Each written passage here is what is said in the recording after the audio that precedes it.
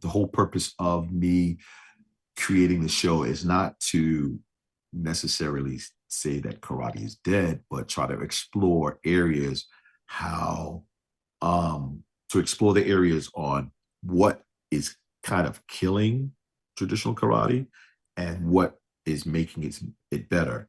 Begin to open that up a lot more so that students can now make a connection to, let's say, low level kata like Tai Kyoku Shone edge, Tai Kyoku Shone knee, and say, oh, this is not just prearranged movements. This is actually techniques that could be used in a situation. 1,000%. 1,000%. I have a little series called Connecting the Dots, right?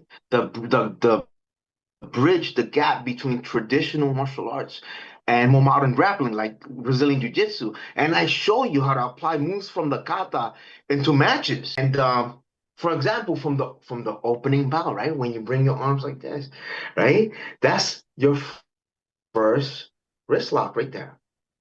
That's right. When we're doing our first time. Yeah, when we're doing our first Tai Kyoku, right? When we're turning to the side. This move right here as we turn, that's a Philly shell. We're turning. That's not a block to this guy coming over here, right? You just did your wrist lock, you did your Philly shell, right? That's a hammer fist going into the side of the person's face as you're turning and facing that direction. Bam. Right. Right? Exactly. And that's just in the first 2 or 3 moves. Never thought of it because you didn't cross train. Your teacher told you not to cross train. So you didn't see these things within the kata.